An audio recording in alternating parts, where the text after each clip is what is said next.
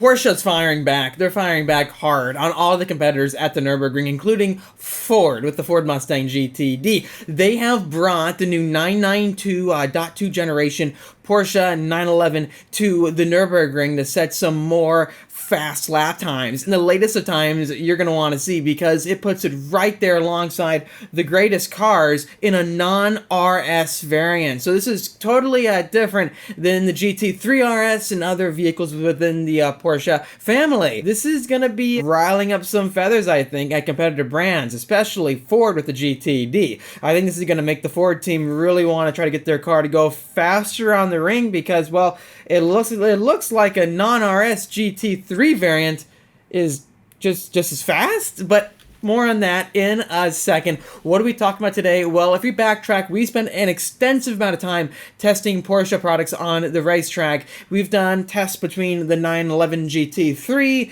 the GT3 Manthey racing version, and the GT3 RS. What I've found between all three of these cars is that they are incrementally getting faster between each upgrade package. RS is the king right now. Manthey Racing felt like the middle ground, and the standard GT3 was the base model. So when I was on the track and I tested them even on the Porsche Experience Center in LA, I found that the cornering speed and potential between the standard GT3, the GT3 MR, and RS again to be incrementally faster. The high-speed chicane on their PCLA track, I was hitting about 90 miles an hour. No, I think it was 98 or so. In the GT3 MR, I was at about 106, 107. And then the GT3 RS, I was well past 110 miles an hour through the chicane. If I remember correctly, I could be a few miles an hour too high with those numbers, but you get the spread I'm talking about here. So what do we show you today? Well, the new Porsche 911 GT3 MR. Real quickly, if you're getting a new Porsche 911 or other model and you're concerned about getting it damaged from everyday driving, especially going on rallies or to the track,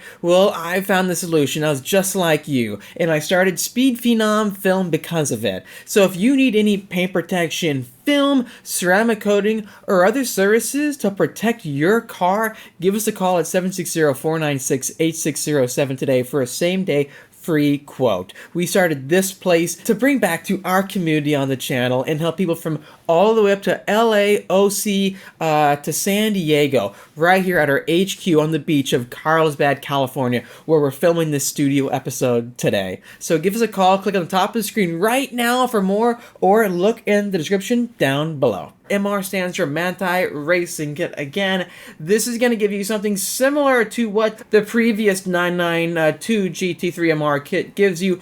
The extra front dive planes up front, the canards, the increased rear downforce, and those rear aero discs on those back wheels. What is fascinating is that Ford has taken a playbook out of the Porsche handbook. So if I type down GTD Mustang new wheel covers, maybe this will come up on Google Images. It's pretty crazy when we see some spy shots. So maybe with this image you can kind of see it, or we type down a new spy shots. I just want to show you real quickly the wheels. If you look at this photo from Haggerty real quick, just look at behind where the rear wheels are, those aero discs. It's the same thing for Porsche 911 GT3 MR. They've also recently posted up their Nurburgring full lap, so make sure you check it out on the official YouTube channel for, I think it is Manthey's YouTube channel.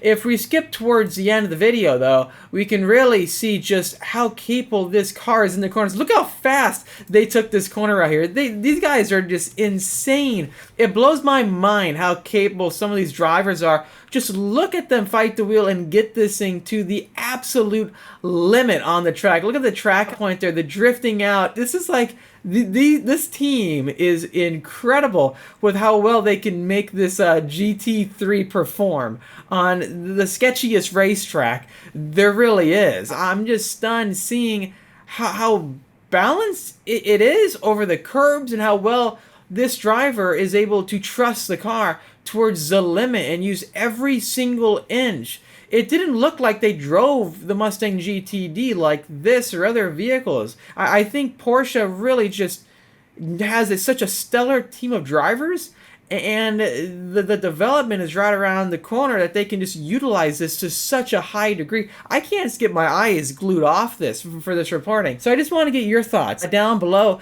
If we look at the total lap time for this car, the official finish time was a 6 minute and 52.9 second lap time for the 992.2 GT3. And if we compare that to the lap time board, the Porsche GT2 RS is still the fastest within the Porsche family, a 6:43. That is an incredible car. We never tested out the Manthey GT2. We did test out the Manthey GT3s again and the standard GT2 RS, but the GT2 RS put down a 6:43.3 with the Manthey kit. So it shows you how much faster these cars can be. 6:48 for the AMG GT Black Series. ZR1X is right there behind the GT Black Series with 1,250 horsepower. Right below that, Porsche 911 GT3 RS. And if we consider that this car is 3 seconds off the GT3 RS, that's insane. Right there, the original Mustang GTD lap time of a 6:57.6 is here. They lapped this GT3 MR 4 seconds faster than the original GTD time, it looks like. And then they are less than a second behind the Ford Mustang GTD, which is just, this is crazy. It's right behind. It's at a 6:52 alongside the 815 horsepower Mustang GTD with DRS. What do you guys think? Is that impressive or what?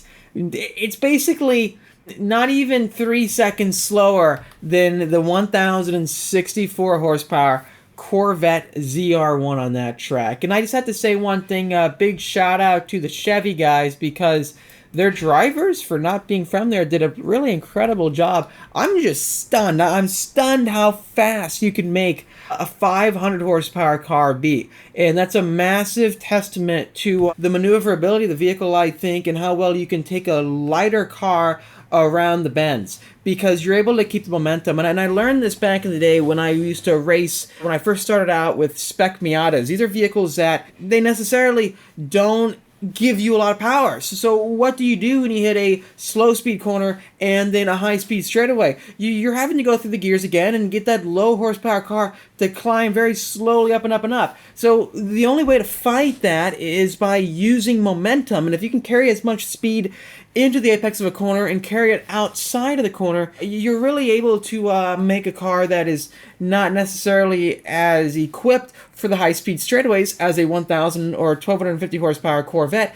You're able to keep up in the corners and be right there alongside them at the next apex. And I've felt this time and time again, even during regular track days. I can be chasing somebody with a higher horsepower car, and then after a few corners, I catch back up to them. Then on a straightaway, they're gone. It's because you can really make a car achieve a fast lap time through different methods than you would conventionally think. And I think that the Porsche team has figured out these little cheat codes.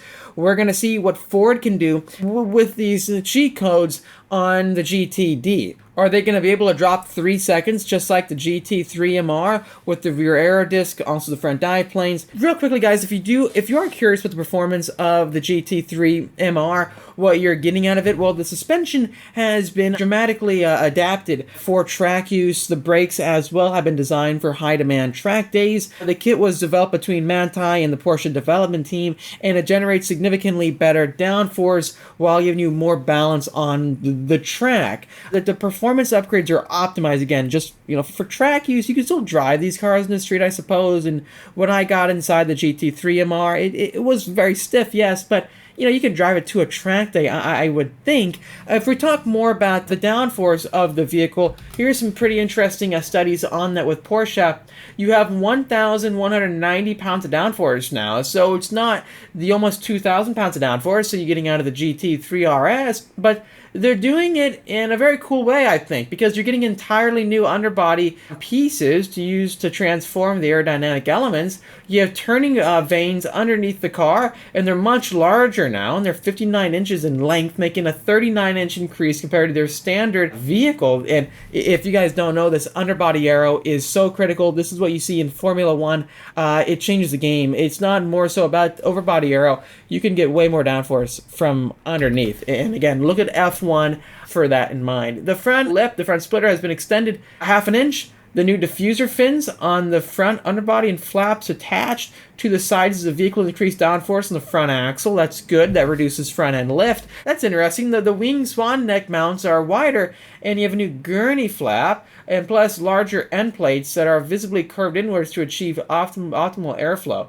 New rear diffuser, carbon fiber aero disc. This is the interesting stuff to me. They reduce rear drag, completing the interaction of all the car's aerodynamic components to optimize the airflow and maximize efficiency. Downforce is greatly increased while drag remains the same. That's really cool. I've been curious, with those rear aero discs and reading that explanation about how you effectively are reducing drag and increasing downforce. That's peak right there, because usually with more downforce you get more drag, and more drag slows you down. Furthermore, with the car, you are getting four-way coilover adjustable suspension, and then the list just keeps going on, such as the lightweight 20 to 21-inch forged wheels available as an option, and these reduce unsprung weight by 13.2 pounds. It just keeps going and going. If you're wondering what the price of this package, I don't think they've stated the official price for the 992.2 version, but I know that when I tested it, it was like 60 grand for the standard package and 15K more or 10K more for the wheels. It adds up over above the price of a GT3. You're looking at a $300,000 Porsche 911 GT3, which is the same basic price, I would say, almost as a GT3 RS minus the markups. Then you're right there still underneath the Mustang GTD lap time, so everything balances out. Let us know in the comments below, would you rather have a fast track car that achieves its lap time with using handling, momentum, and having a lighter platform? Or would you rather achieve a lap time with brute force, a lot of horsepower, lower cornering speeds, you're having to slow down more and wrestle the car into a corner by managing speed expectations, but you're having more of I guess, a G-force show going on front and back behind the wheel when it comes to acceleration? So let us know which animal you would choose, GTD or GT3 MR. They fired back. Let's see if Ford fires back too. Shout out to all these brands. Hit the like button if you enjoyed this video. Subscribe for much more great content coming out your way. And hit the notification bell so you don't miss a new video. I'll see you guys in the next one.